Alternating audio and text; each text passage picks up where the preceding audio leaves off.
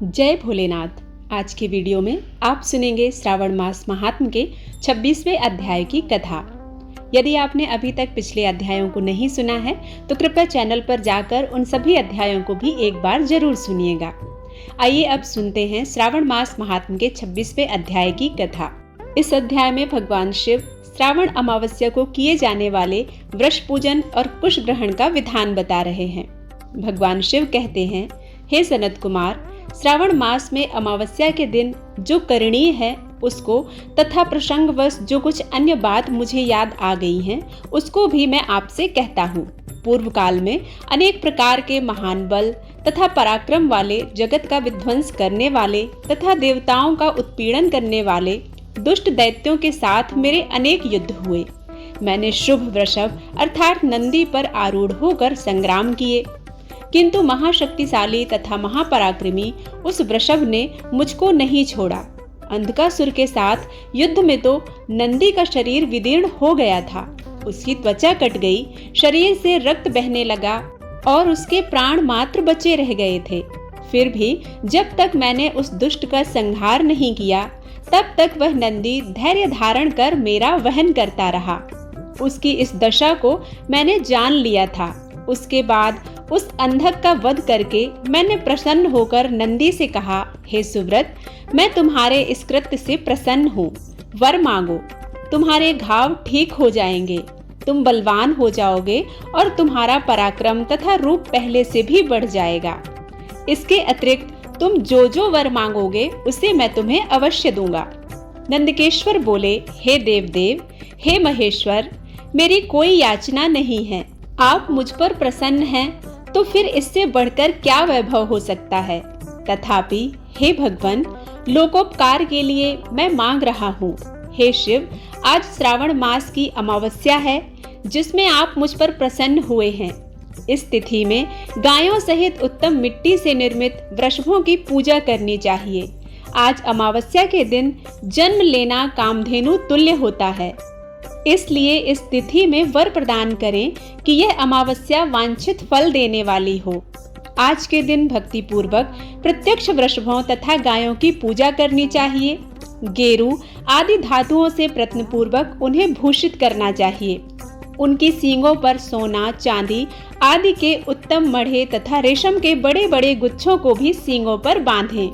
अनेक प्रकार के वर्णों से चित्रित सुंदर वस्त्र से उनकी पीठ को ढक दें और गले में मनोहर शब्द करने वाला घंटा बांध दें।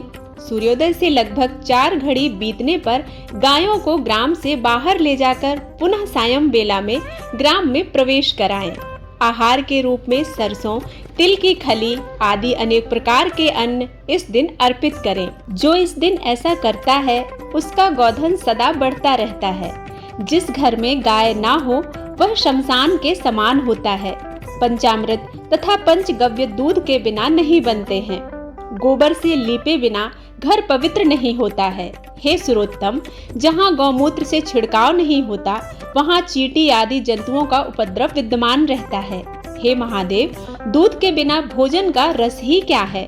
हे प्रभु, यदि आप मेरे ऊपर प्रसन्न हैं तो इन वरों को तथा अन्य वरों को भी मुझे प्रदान कीजिए। हे सनत कुमार, तब नंदी का यह वचन सुनकर मैं बहुत प्रसन्न हुआ। मैंने कहा, हे वृषश्रेष्ठ, जो तुमने मांगा है वह सब हो जाए। हे नंदिन, इस दिन का जो अन्य नाम है उसे भी सुनो।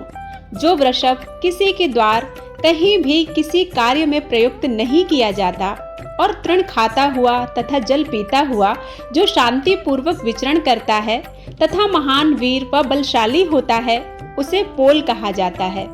इसलिए हे नंदिन, उसी के नाम से यह दिन पोला नाम वाला होगा। इस दिन अपने इष्ट बंधुओं के साथ महान उत्सव करना चाहिए। हे वत्स, मैंने उस दिन ये श्रेष्ठ वर प्रदान किए थे, इसलिए लोगों के द्वारा इस श्रेष्ठ दिन को पोला नाम वाला कहा गया है। इस दिन सभी कामनाओं को पूर्ण करने वाला वृषभों का महान उत्सव करना चाहिए। इसके साथ ही अब मैं इस तिथि में किए जाने वाले कुश ग्रहण का वर्णन करूंगा। श्रावण मास की अमावस्या के दिन पवित्र होकर कुशों को उखाड़ लाएं। वे कुश सदा ताजे होते हैं, उन्हें बार बार प्रयोग में लाना चाहिए। कुश काश यवदूर्वा, उशीर, सकूदक, गेहूं, ब्रीही, मूंज तथा वल्लवज, ये 10 दर्भ होते हैं। ब्रह्मा जी के साथ उत्पन्न होने वाले तथा ब्रह्मा जी की इच्छा से प्रकट होने वाले, हे दर्भ, मेरे सभी पापों का नाश कीजिए और कल्याण कारक होइए। इस मंत्र का उच्चारण करने के साथ ईशान दिशा में मुख करके हुंग फट मंत्र के द्वारा एक बार ही कुश को उखाड़ लें। जिनके अग्रभाग टूटे हुए ना हो तथा शुष्क ना हो, वे हरित वर्ण के कुश श्राद्ध कर्म के योग्य कहे जाते हैं और जड़ रहित कुश देवताओं के कार्यों तथा जप आदि में प्रयोग के योग्य होते हैं। 7 पत्तों वाले कुश देव कार्य तथा पितृ कार्य के लिए श्रेष्ठ माने जाते हैं। मूल रहित तथा गर्भयुक्त अग्रभाग वाले तथा 10 अंगुल प्रमाण वाले 2 दर्भ पवित्रक के लिए उपयुक्त होते हैं। ब्राह्मण के लिए 4 कुश पत्रों का पवित्रक बताया गया है और अन्य वर्णों के लिए क्रमशः 3, 2, 1 दर्भ का पवित्रक कहा गया है, अथवा सभी वर्णों के लिए 2 दर्भों का ग्रंथ युक्त पवित्रक होना चाहिए। यह पवित्रक धारण करने के लिए होता है, इसे मैंने आपको बता दिया है। उत्पवन हेतु सभी के लिए 2 दर्भ उपयुक्त होते हैं। 50 दर्भों से ब्रह्मा और 25 दर्भों से विष्टर बनाना चाहिए। आचमन के समय हाथ से पवित्रक को नहीं निकालना चाहिए। विकिर के लिए पिंड देने तथा अग्नोकरण करने के साथ और पाद्य देने के पश्चात पवित्रक का त्याग कर देना चाहिए। दर्भ के समान पुण्यप्रद, पवित्र और पापनाशक कुछ भी नहीं है। देव कर्म तथा पितृकर्म ये सब दर्भ के अधीन हैं। उस प्रकार के दर्भों को श्रावण मास की अमावस्या के दिन उखाड़ना चाहिए, इससे इनकी पवित्रता बनी रहती है। श्रावण मास की अमावस्या का वर्णन क्या किया जाए? हे सनत कुमार, श्रावण मास की अमावस्या के दिन जो कृत्य होता है उसे मैंने कह दिया है। श्रावण मास में और भी जो करनी है उसे भी मैं आपसे कहता हूँ। और इस प्रकार श्री स्कंद पुराण के अंतर्गत ईश्वर सनत कुमार संवाद में श्रावण मास महात्म्य में अमावस्या के दिन वृषभ पूजन कुश ग्रहण नामक 26वां अध्याय पूर्ण होता है। उम्मीद है कि यह वीडियो आप सभी को पसंद आया होगा।